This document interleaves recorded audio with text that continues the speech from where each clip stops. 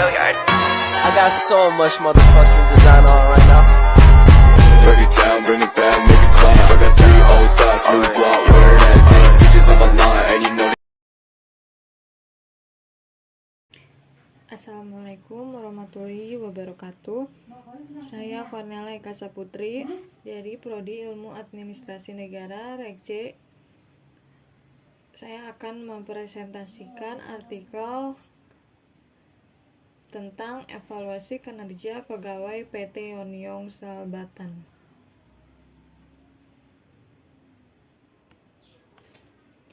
Pendahuluannya, dalam industri manufaktur kancing, evaluasi kinerja pegawai memainkan peran yang krusial dalam mencapai keberhasilan dan pertumbuhan perusahaan. PT Yonyong Salbatan ini sebagai perusahaan yang berdedikasi pada produksi kancing berkualitas tinggi, memahami betapa pentingnya evaluasi kinerja pegawai dalam meraih tujuan perusahaan, meningkatkan efisiensi operasional, dan mempertahankan keunggulan kompetitif.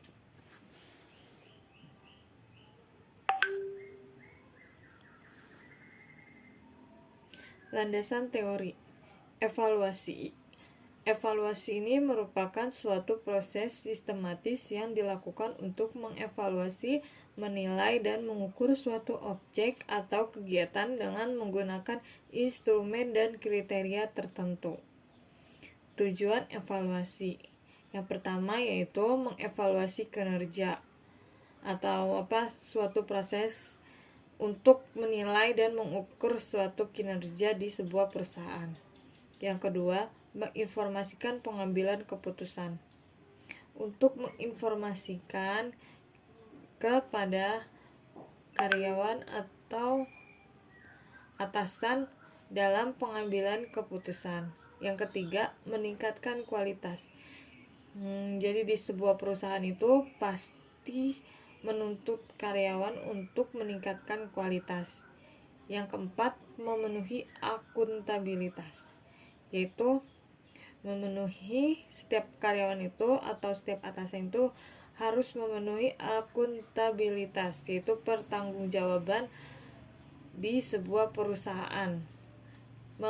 Memfasilitasi pembelajaran organisasi. Jadi setiap perusahaan itu harus menyediakan pembelajaran tentang sebuah organisasi atau mewadahi. Terus kemudian ada memperbaiki akuntabilitas dan transparansi. Jadi sebuah perusahaan itu harus memperbaiki akuntabilitas, yaitu pertanggungjawaban, dan transparansi, yaitu apapun bentuknya itu, misalkan kayak masalah pekerjaan itu harus transparansi. Jika ada kesalahan atau ada apapun itu harus dilakukan transparansi, harus terbuka. Kemudian yang terakhir, mengukur efisiensi dan efektivitas. Landasan teori. Model evaluasi. Yang pertama ada model evaluasi CIP, konteks, input, proses, dan produk.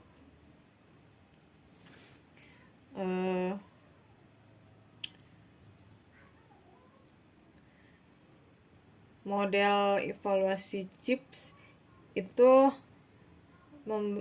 evaluasi membantu untuk merencanakan keputusan, menentukan kebutuhan yang akan dicapai oleh karyawan untuk sebuah perusahaan.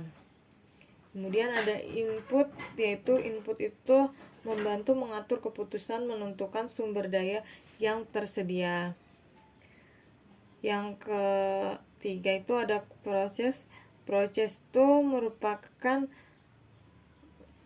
membantu untuk sejauh mana telah diterapkan dan apa yang perlu direvisi. Kemudian ada produk. Produk itu membantu keputusan selanjutnya. Evaluasi ini mengevaluasi hasil yang telah dicapai dan memberikan masukan. Kemudian yang kedua ada model evaluasi UCLA. Model evaluasi ini hampir sama dengan model yang tadi saya sebutkan, yaitu model evaluasi CIPS. Model ini mendefinisikan evaluasi sebagai proses untuk memperkuat keputusan. Kemudian model evaluasi Birkenhoff. Model evaluasi Birkenhoff ini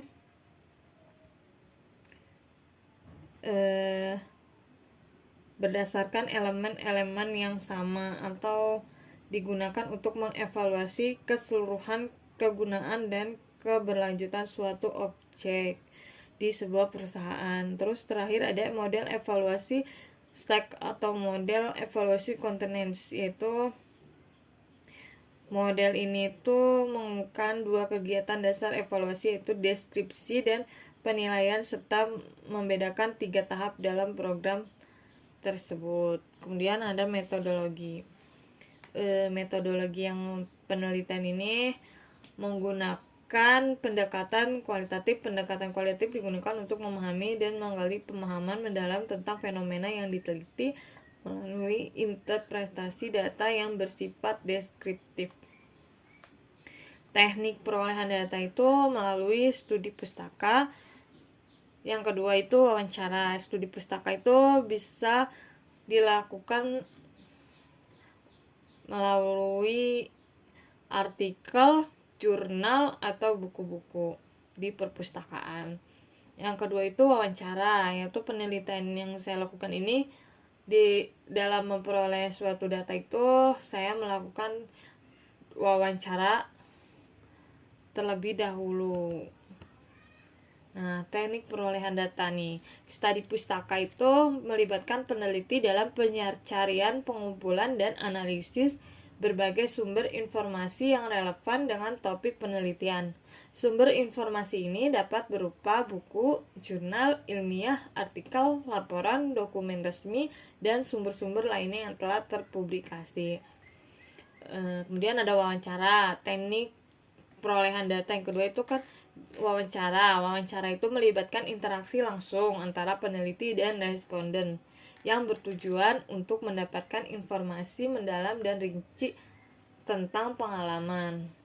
Yaitu waktu itu saya melakukan wawancara dalam melakukan penelitian ini oleh Diana Puspita, yaitu jabatannya sebagai staf di PT Yonyong Sel Batan.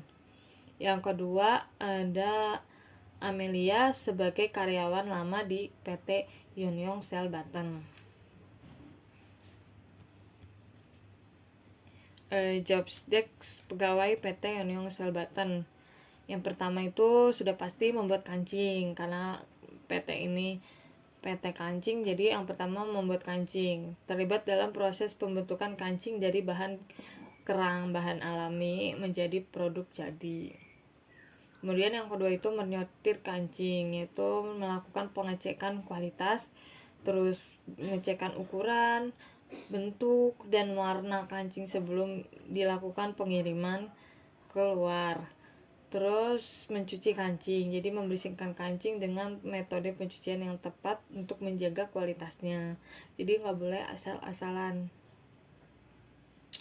Yang terakhir itu ada packing dan pengiriman ke luar negeri, itu melakukan pengepekan kancing dan mengirimkannya ke luar negeri sebagai hasil produksi PT Yonyong Sel Batan.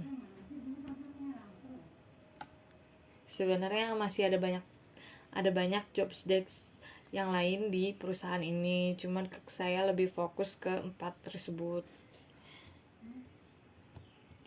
Jadi saya hanya menjelaskan keempat poin ini. Kemudian ada penetapan kriteria evaluasi PT Yonyong Sel Batan. Produktivitas, membuat ukuran produktivitas spesifik seperti jumlah kancing yang diproduksi itu dalam sehari itu misalkan bisa 19.000. Kemudian untuk mengukur efisiensi kerja pegawai. Yang kedua ada kualitas kerja, menetapkan standar kualitas yang harus dicapai seperti ketepatan ukuran, kekuatan jahitan, atau tampilan visual. Jadi mungkin bentuknya lebih menarik atau lebih membuat konsumen itu tertarik untuk mengevaluasi kualitas produksi kancing. Jadi kualitas kerja itu menilai bagaimana kualitas dari produksi kancing yang diproduksi oleh PT Yonyongsel Button ini, memenuhi standar atau tidaknya. Kemudian yang ketiga itu ada inisiatif, menilai sejauh mana pegawai menunjukkan inisiatifnya dalam meningkatkan proses kerja dan memberikan kontribusi positif. Jadi inisiatif, jadi karyawan tersebut itu dia tuh inisiatif atau tidak dalam proses bekerjanya, atau emang mungkin stuck di situ aja, dia nggak mempunyai inisiatif dalam bekerja. Harus disuruh dulu mungkin baru dia tuh inisiatif. Kemudian ada yang keempat, ada keterampilan, memperhatikan keterampilan teknik, keterampilan komunikasi, dan keterampilan manajerial dalam mengevaluasi kinerja pegawai. Keterampilan memperhatikan keterampilan teknik, keterampilan komunikasi, misalkan keterampilan antara sesama atasan atau sesama karyawan yang lain. Kalau ada yang kesalahan atau ada yang kurang mengerti, harus saling berkomunikasi antar sesama leader atau ke karyawan.